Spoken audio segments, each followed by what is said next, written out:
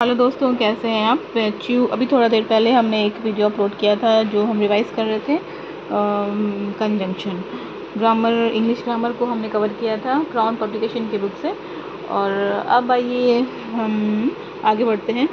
देखिए, ये है बीपीएससी की बिहार शिक्षक बहाली भाषा अहर्ता हिंदी भाषा एवं इंग्लिश की ये भी बुक है।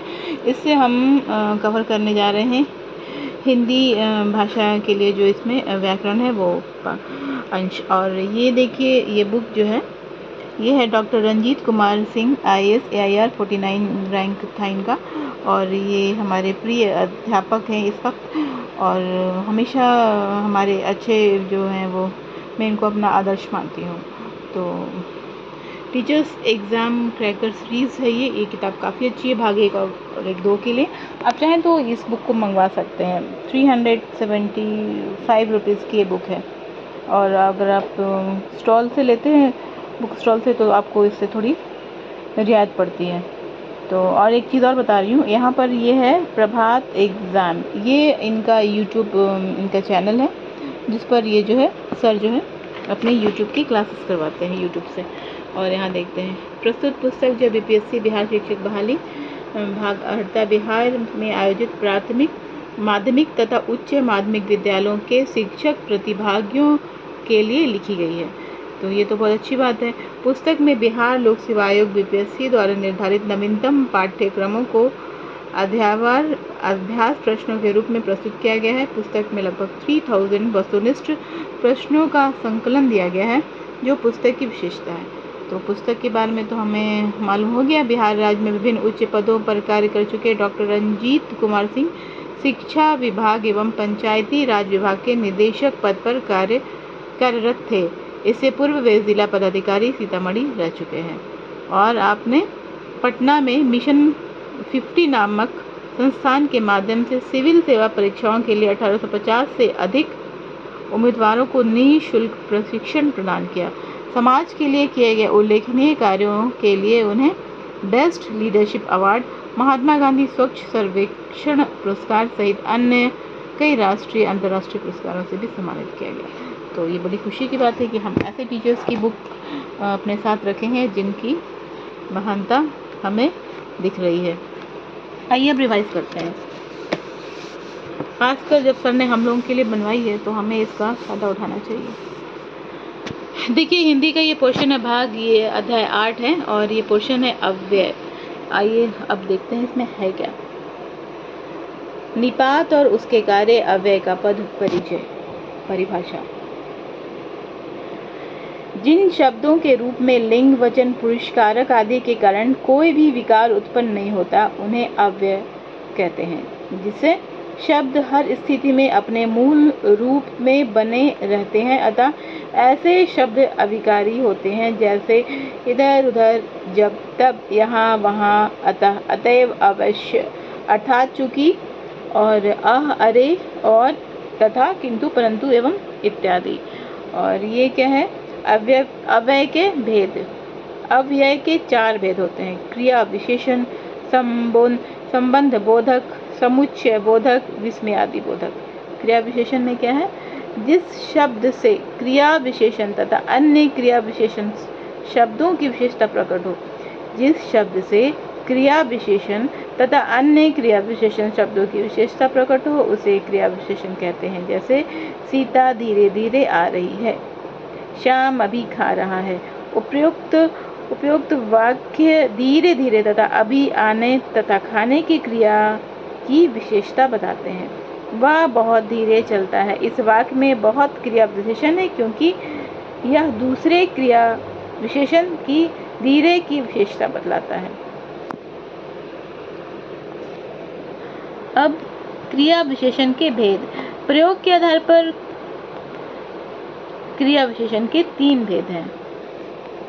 कौन कौन से हैं वो भेद, आइए देखते हैं। साधारण क्रिया विशेषण, वाक्य में स्वतंत्र रूप से प्रयुक्त क्रिया विशेषण को साधारण क्रिया विशेषण कहते हैं। जैसे जल्दी आ जाओ, जल्दी स्वतंत्र रूप से वाक्य में प्रयुक्त हुआ है। संयोजक क्रिया विशेषण, जिन क्रिया विशेषणों का संबंध किन्हीं उप वाक्य में रहता है उन्हें संयोजन क्रिया विशेषण कहा जाता है। जैसे जहाँ अभी महल है वहाँ कभी जंगल था। अनुबुद्ध क्रिया विशेषण वाक्य में प्रयुक्त होकर निश्चय अवधारणा का बोध कराने वाले क्रिया विशेषण शब्द को अनुबुद्ध क्रिया विशेषण कहते हैं। और रूप के आधार पर क्रिया विशेषण को 3 भागों में बांटा जाता है। मूल क्रिया विशेषण ऐसे क्रिया विशेषण दूसरे शब्दों के मेल में नहीं बनते, जैसे ठीक, अचानक, नहीं इत्यादि।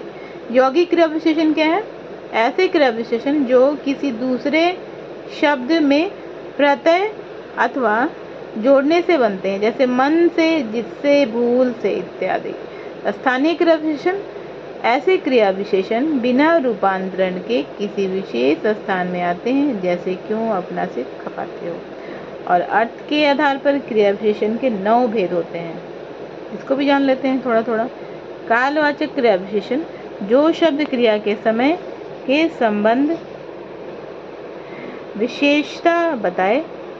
संबद्ध विशेषता बताए उन्हें कालवाचक क्रिया विशेषण कहते हैं, जैसे अभी अभी, आज, कल, परसों, प्रतिदिन, अब, जब, कब, तब, लगातार, बार बार, पहले, बाद में, निरंतर, नित्य, दोपहर, साय आदि। स्थानवाचक क्रिया विशेषण जो शब्द क्रिया के स्थान से संबंध विशेषता बताते हैं उन्हें स्थानवाचक क्रिया विशेषण कहते हैं। जो शब्द क्रिया के स्थान से संबंध विशेषता बताते हैं उसे स्थानवाचक क्रिया विशेषण कहते हैं, जैसे कहाँ, वहाँ, कहाँ, पास, दूर, अन्यत्र, आसपास आदि। और दिशा में क्या है? दिशावाचक क्रिया विशेषण जो शब्द क्रिया की दिशा से संबंध विशेषता बताए उसे दिशावाचक क्रिया विशेषण कहते हैं, जैसे इधर, जिधर, किधर, सामने आदि। और देखते हैं प्रयोग के अनुसार संबंध बोधक के भेद। संबंध बोधक ऐसे शब्द संज्ञा की विभक्तियां के पीछे आते हैं, जैसे भोजन के उपरांत, समय से पहले। अनुबुद्ध संबोधक क्या होता है? ऐसे शब्द अव्यय संज्ञा के विकृत रूप के बाद आते हैं, जैसे किनारे तथा मित्रों सहित, कटोरे भर, पुत्रियों समेत। और ये देखिए, ये है अर्थ के अनुसार संबंध बोधक के भेद। कालवाचक, स्थानवाचक, दिशा, साधनवाचक, हेतुवाचक, विषयवाचक, व्यतिरेकवाचक, विनिमयवाचक और सदृश्यवाचक। और है विरोधवाचक, सहचरवाचक, संग्रहवाचक, तुलनावाचक, अपेक्षा, आगे, सामने। व्युत्पत्ति के अनुसार संबंध बोधक के भेद। मूल संबंध बोधक जो होता है बिना, पर्यंत, पूर्वक इत्यादि। और यौगिक संबंध बोधक क्या होता है? पलटे, लेखे, अपेक्षा। विशेषण से तुल्य, समान, उल्टा, ऐसा यौगिक। क्रिया विशेषण से ऊपर, भीतर, जहां, बाहर, पास, परे, पीछे। क्रिया से लिए, मारे, चलते, कर, जाने। तो आज हमने इतना कुछ जाना है। ये जो जानकारी हमें पहले से थी भी और नहीं भी थी, या फिर थी तो हम भूल गए थे, तो हमारे लिए तो ये बहुत काम की चीज़ है। अब इसको एक आध बार और हम लोग रिवाइज करेंगे, एग्ज़ाम में हमारे लिए बहुत उपयोगी होगा। ये देखते हैं इसमें क्या है आगे। देखिए, ये कुछ इम्पोर्टेंट चीज़ें दी गई हैं। ये है विगत वर्षों के प्रश्न, यानी कि ये क्वेश्चंस जो हैं एग्जाम्स में पूछे जा चुके हैं। पहला है निम्नलिखित में कौन अव्यय का प्रकार नहीं है? इसका आंसर है डी, कौन अव्यय का प्रकार नहीं है। क्रिया विशेषण संबंध है, समुच्चय बोधक है, संज्ञा विशेषण जो है इसका प्रकार नहीं है। और देखिए कितना अच्छे तरीके से इसका उत्तर भी डिफाइन किया हुआ है। अव्यय के 5 भेद होते हैं, क्रिया विशेषण, समुच्चय बोधक, संबंध बोधक, विस्मयादि बोधक और निपात आदि। इसका मतलब है इसमें डी नहीं है। ये आया था RET लेवल 1 परीक्षा 2015 में। और एक और क्वेश्चन ले लेते हैं, निम्नलिखित में से किसमें परिमाणवाचक क्रिया विशेषण जो है वो उपवाक्य है? इसका आंसर है इसमें सी, ज्यों ही शिव ने बाण चलाया त्यों ही त्रिपुट नष्ट हो गया। देखते हैं क्या है ये।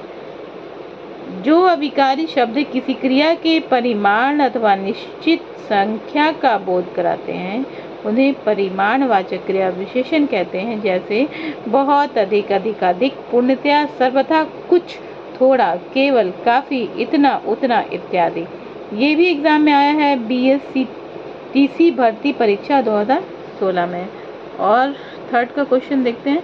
अर्थ के अनुसार डैश के कुल डैश भेद हैं, सही विकल्प का चयन करें।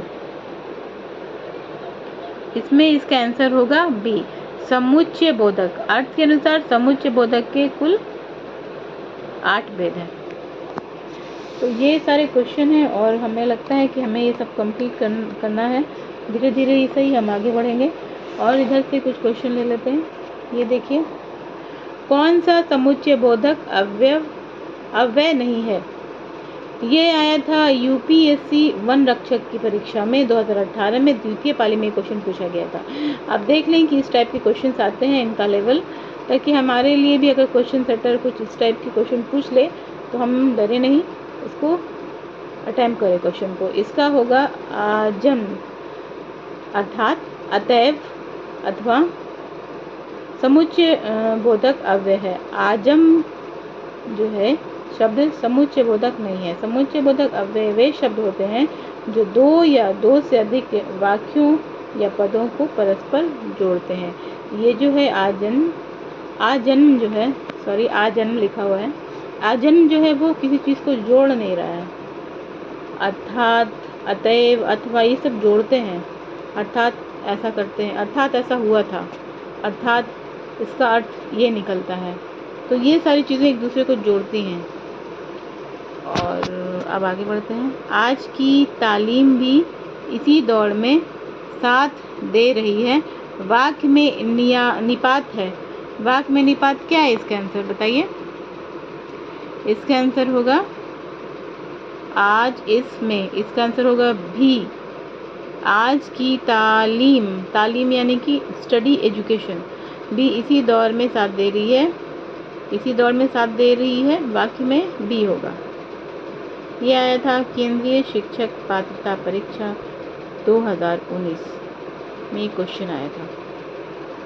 और अब यहाँ वह दिन भर क्या करता है? वह दिन भर लिखता रहा। वाक्य में प्रयुक्त क्रिया विशेषण का भेद इंगित कीजिए। इसमें क्या होगा? इसमें होगा कालवाचक क्रिया विशेषण। इसके आंसर यहाँ क्लियर कर दिया है इन्होंने। ये आया था हरियाणा शिक्षा पात्रता परीक्षा 2019 में। कालवाचक क्रिया विशेषण वे शब्द होते हैं जो हमें क्रिया के होने वाले समय का बोध कराते हैं। इन शब्दों में अव्यय बताना है। चल, दुधारू, पंजाबी, परंतु। इसमें होगा अव्यय परंतु। परंतु अव्यय शब्द है ऐसे शब्द जिसके रूप में लिंग, वचन, पुरुष, कारक इत्यादि में परिवर्तन के उपरांत कोई विकार उत्पन्न नहीं होता, वो अव्यय कहलाते हैं। तो डियर फ्रेंड्स, हमने ग्रामर का ये पोर्शन टच किया और इसी तरीके से हम रोज़ कुछ हिंदी और इंग्लिश के ग्रामर पोर्शन को टच करेंगे और हमारे रिवीजन को हम आगे के लिए कंटिन्यू करेंगे। और अब आइए इससे रिवीजन करते हैं। ये है दृष्टि की बुक, बिहार की समग्र अवलोकन, बिहार लोक सेवा आयोग द्वारा आयोजित की जाने वाली सभी परीक्षाओं हेतु एक संपूर्ण पुस्तक। ये तृतीय संस्करण है। ये बुक हमारे पास अवेलेबल थी तो हमने सोचा इससे भी रिवीजन किया जाए और हमारे फ्रेंड्स को भी इससे लाभ हो और मुझे भी इससे लाभ हो, क्योंकि आपके भी एग्ज़ाम है और मेरे भी एग्ज़ाम है, तो क्यों नहीं हम साथ साथ रिवीजन करें। फ़र्क ये है कि आप थोड़ा हमसे दूर हैं, लेकिन आपके लिए ये दूरी हम कम कर देते हैं, क्योंकि हम जब पढ़ते हैं तो हम साथ में पढ़ते हैं और हम अपडेट कर देते हैं, अपलोड कर देते हैं अपने सभी दोस्तों के लिए। तो आप बस इतना ही करें, लाइक, शेयर और सब्सक्राइब कर दें। बस मुझे और कुछ नहीं होगा, मेरे हौसले में मुझे खुशी होगी और मैं और ज़्यादा से ज़्यादा जो भी पढ़ूँगी आपके लिए अपडेट करूँगी। तो अब आइए आगे बढ़ते हैं और देखिए ये हम लेते हैं बिहार के वन्य जीव अभयारण्य। इसको हमने एक बार और रिवाइज पढ़ा था, आज इसको एक बार और रिवाइज कर लेते हैं। वन्य जीव अभयारण्यों के नाम, संबंधित जिला, स्थापना और वर्ष सब दिया हुआ इसमें। भीम बांध वन्य जीव अभयारण्य कहाँ है? मुंगेर में। और इसकी स्थापना कब हुई थी? 1976 में। गौतम बुद्ध वन्य जीव अभयारण्य कहाँ है? गया में है। कहाँ, कब ये इसकी स्थापना हुई थी? 1976। कांवर झील पक्षी अभयारण्य जो है वो कहाँ है? बेगूसराय में है, याद रखिएगा। और ये इसकी स्थापना दिवस कब है? एस्टेब्लिशमेंट डेट जो है इसकी 1989 1989। कैमूर वन्य जीव अभयारण्य कैमूर में 1979 इसका एस्टेब्लिशमेंट डेट है।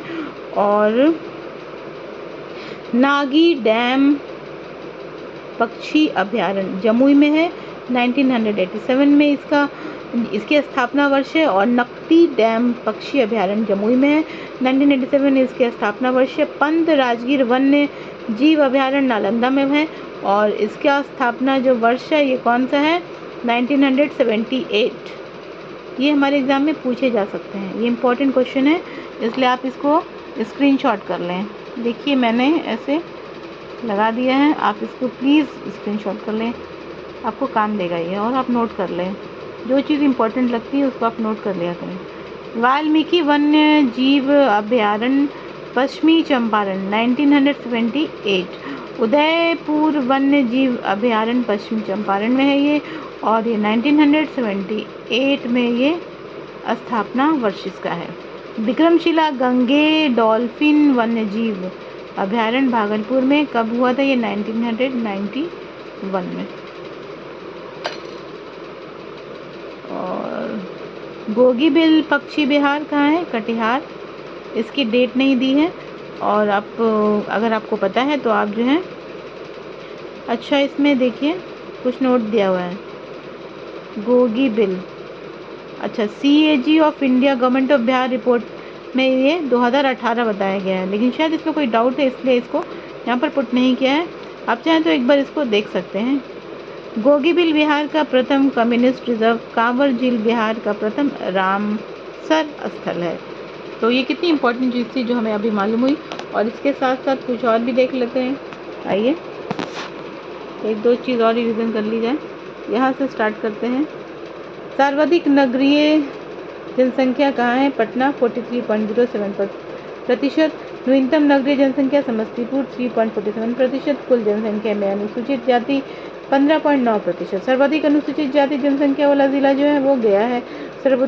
सर्वाधिक अनुसूचित जाति जनसंख्या प्रतिशत वाला जिला गया है 30.39%। न्यूनतम अनुसूचित जाति जनसंख्या वाला जिला शिवहर है। न्यूनतम अनुसूचित जाति जनसंख्या प्रतिशत वाला जिला जो है किशनगंज 6.69%। कुल जनसंख्या में अनुसूचित जनजाति कितने हैं? 1.3%। सर्वाधिक अनुसूचित जनजाति जनसंख्या वाला जिला है पश्चिमी चंपारण 6.35%। न्यूनतम अनुसूचित जनजाति जनसंख्या वाला जिला है शिवहर 1318। और यहाँ देखते हैं न्यूनतम अनुसूचित जनजाति जनसंख्या प्रतिशत वाले जिले हैं 0.4%। औरंगाबाद, खगड़िया, समस्तीपुर। राज्य का उच्च न्यायालय पटना में 1916 में स्थापित। प्रमंडल कमिश्नरी की संख्या 9। कोशी, दरभंगा, सारण, भागलपुर, पटना, तिरहुत, मुंगेर, मगध व पूर्णिया। और जिलों की संख्या कितनी है? 38 38 है। अनुमंडल की संख्या 101। प्रखंडों की संख्या कितनी है? 534। जिलों की संख्या 38, अनुमंडल की संख्या 101, प्रखंडों की संख्या 534। तो हम इसको भूलेंगे नहीं, याद रखेंगे और थोड़ा सा और कवर कर लेते हैं आज। पंचायतों की संख्या हमारे बिहार में 8387, 8387। पुलिस स्टेशन थाना की संख्या कितनी है? 853। राजस्व ग्रामों की संख्या 45,103। लोकसभा सदस्यों की संख्या 40, राज्यसभा सदस्यों की संख्या 16। लोकसभा में अनुसूचित जाति के लिए आरक्षित सीटों की संख्या 6 है। और विधानमंडल द्विसदनीय उच्च सदन, विधान परिषद, निम्न सदन, विधानसभा सदस्यों की संख्या 243, विधान परिषद सदस्यों की संख्या 75। लोक नृत्य क्या है? कठ, घोड़वा, छऊ, धोबिया, जिजिया, झरनी, कर्मा, डोमकच आदि ये हमारे यहाँ का लोक नृत्य है, यानी हमारे बिहार का। प्रमुख वन प्रकार क्या है? पर्णपाती। तो फ्रेंड्स आज के लिए इतना रिवीजन बहुत है। अब हमने जो पढ़ा है उसको हम रिवाइज करेंगे ताकि हम भूलें नहीं, और कल फिर हम हाजिर होंगे आपके लिए। हम रिवाइज कर रहे हैं, हमारा जो मेन मकसद है वो क्या है? बिहार लोक सेवा आयोग द्वारा आयोजित प्राथमिक, माध्यमिक एवं उच्च माध्यमिक विद्यालय अध्यापक भर्ती परीक्षा के लिए हमें अपने आप को कामयाब करना है और एग्ज़ाम्स हमारे अगस्त में होंगे, इसलिए best of luck, take care, bye bye. आप हमारे वीडियोस को ज़रूर देखें, कुछ कमी है तो वो भी आप शेयर करें कमेंट में, ताकि कुछ और अच्छी चीज़ें मैं कर सकूं आपके लिए और ख़ुद के लिए भी। Bye bye, take care, good night.